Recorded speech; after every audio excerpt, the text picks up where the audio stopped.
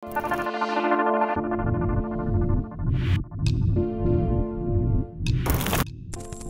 Sobat Muda, selamat datang kembali di channel ini. Hari ini aku akan mengajak kamu untuk menyelam sejenak ke dalam realita kehidupan yang sekarang dianggap normal karena saking banyaknya orang yang hidup di dalam realita ini. Sebuah realita yang awalnya dianggap tabu, tapi menjelma menjadi sebuah kewajaran di kehidupan zaman sekarang. Namun di balik pergeseran sudut pandang setiap orang, ada beberapa hal yang tetap sama dan tidak berubah, yaitu dampak buruk dan kelamnya kehidupan semua orang di dalam realita ini. Untuk mempermudah kamu memahami ini, aku minta tonton video ini hingga selesai, karena ini akan merubah sudut pandang dan kehidupanmu setelahnya. Halo Sobat Muda, selamat datang di sesi belajar santai bersama Kanda Bali. Di sini kita akan sharing santai untuk menambah wawasan bersama. Langsung aja kita lanjut ke dalam pembahasan.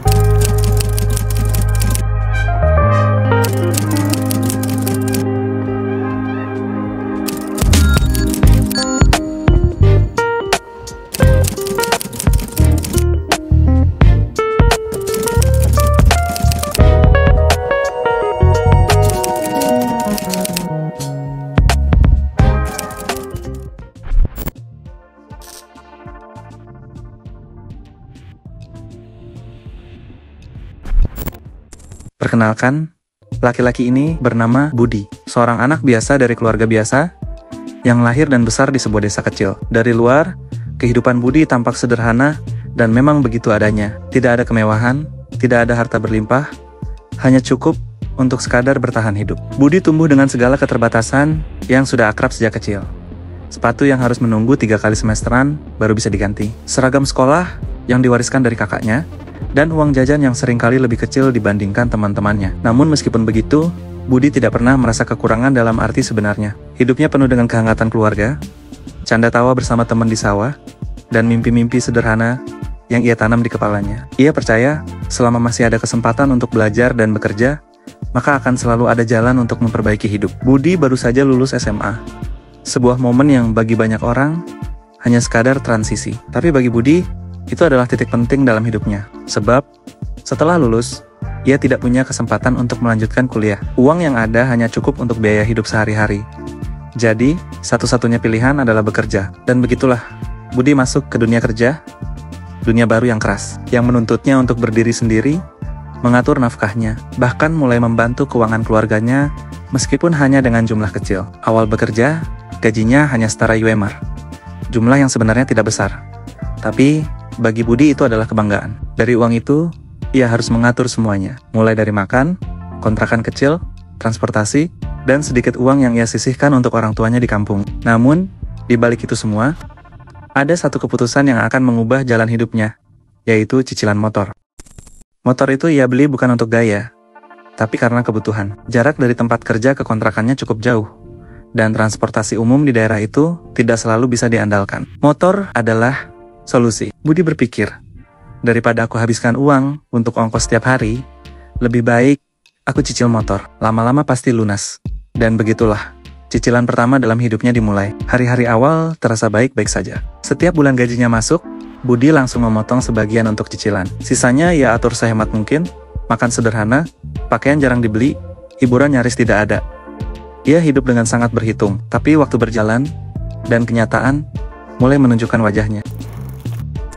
Harga kebutuhan pokok mulai naik. Orang tuanya sakit dan butuh biaya tambahan. Adiknya yang masih sekolah meminta bantuan untuk membeli buku.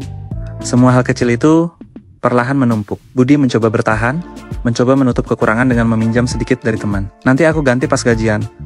Begitu janjinya. Namun, satu kali meminjam menuntun ke pinjaman berikutnya. Karena saat gaji datang, uang yang seharusnya cukup justru habis untuk menutup hutang yang lalu. Dan untuk menutupi kebutuhan bulan itu, ia harus meminjam lagi.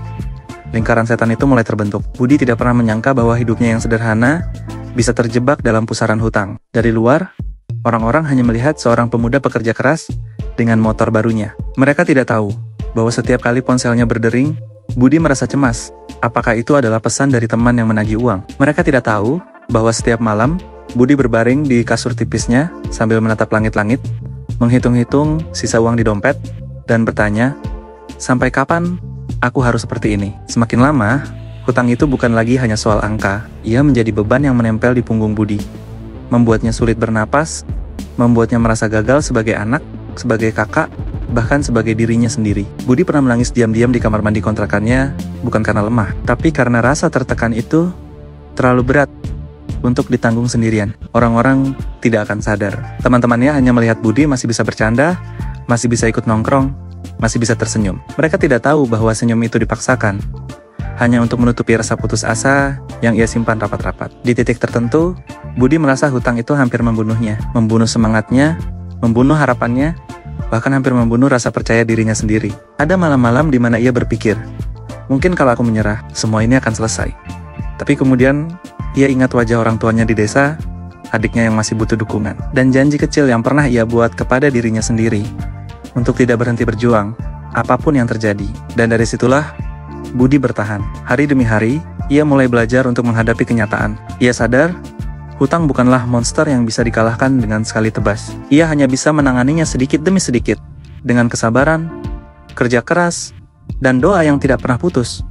Hidup Budi masih sederhana.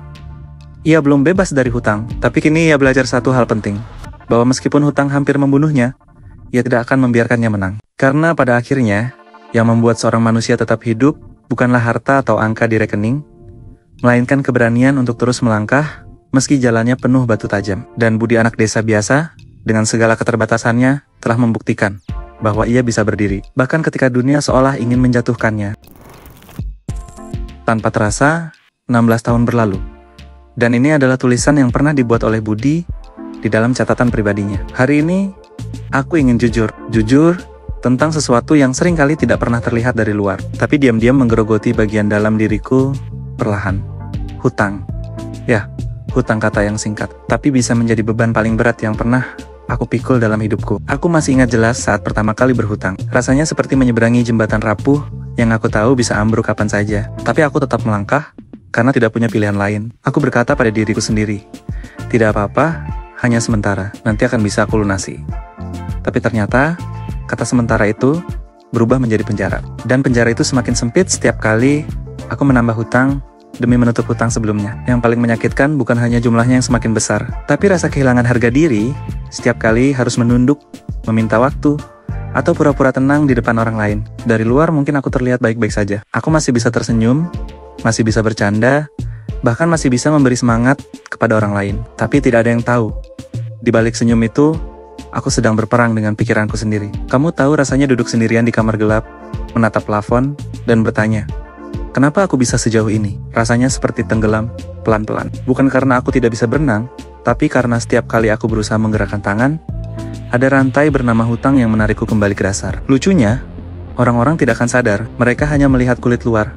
Aku masih hidup, masih makan, masih bekerja. Mereka tidak tahu kalau tidurku selalu diganggu mimpi buruk. Mereka tidak tahu kalau setiap kali ponselku berdering, jantungku berdetak lebih cepat, karena takut itu adalah penagih. Mereka tidak tahu kalau aku pernah berdoa hanya untuk diberi satu hari tanpa rasa cemas. Aku pernah sampai di titik di mana aku merasa hutang ini ingin membunuhku. Bukan dengan cara tiba-tiba, tapi dengan cara halus, membuatku kehilangan semangat, mencuri senyumku, merampas mimpiku, bahkan membuatku lupa caranya menikmati hidup. Aku seperti berjalan sambil membawa batu besar di punggungku, sementara orang lain berlari ringan tanpa beban. Tapi, inilah ironinya.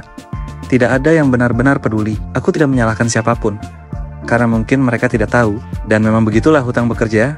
Dia merusak pelan-pelan, tapi hanya pemiliknya yang bisa merasakan. Dari luar kamu mungkin terlihat kuat, tapi di dalam tubuhmu retak sedikit demi sedikit. Pernah suatu malam aku berpikir, bagaimana kalau aku menyerah saja? Mungkin dengan begitu semua rasa sakit ini berhenti. Tapi lalu aku sadar, menyerah bukanlah akhir. Justru hanya memindahkan beban ini ke orang-orang yang aku cintai. Dan aku tidak ingin itu terjadi. Jadi aku bertahan. Hari demi hari, aku belajar menerima bahwa hutang adalah monster yang tidak bisa aku kalahkan sekaligus. Aku harus mencicil, bukan hanya angka di atas kertas, tapi juga rasa bersalah yang selalu menempel di dada. Setiap kali aku bisa melunasi sedikit, meskipun kecil, rasanya seperti mengambil kembali sepotong dari diriku yang hilang. Mungkin kamu yang membaca ini sedang dalam posisi yang sama, atau mungkin tidak. Mungkin kamu tidak pernah tahu bagaimana rasanya berjalan dengan bayangan hitam yang terus membisikkan kamu tidak akan pernah bebas. Tapi aku ingin bilang, meskipun hutang hampir membunuhku, aku tidak akan membiarkannya menang. Kalau kamu merasa sendirian dalam bebanmu, percayalah, aku pun pernah ada di sana. Tidak ada yang bisa benar-benar mengerti, tapi kamu tidak sendiri. Kamu masih punya kesempatan untuk bangkit. Sekecil apapun langkahnya. Hari ini aku menulis ini bukan untuk mengeluh, tapi untuk jujur kepada diriku sendiri. Bahwa aku pernah hampir dikalahkan. Tapi aku memilih untuk tetap berdiri. Mungkin aku belum bebas sepenuhnya, tapi aku sudah melawan cukup lama untuk tahu bahwa aku lebih kuat daripada yang aku kira. Semoga tulisan ini bisa memberikan sedikit insight untuk siapapun kamu yang membaca tulisanku ini. Setidaknya untuk diriku sendiri yang selalu berkunjung kembali dan membaca ulang setiap tulisan yang aku buat.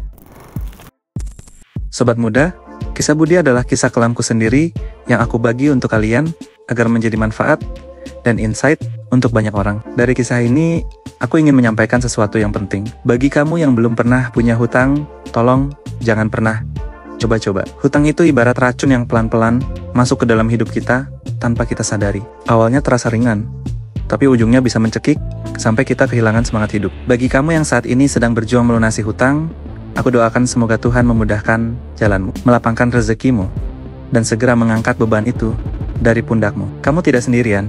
Banyak orang yang juga sedang berjuang sepertimu. Untuk generasi muda, jangan pernah mendekati hutang hanya karena ingin terlihat keren atau mengikuti gaya hidup orang lain.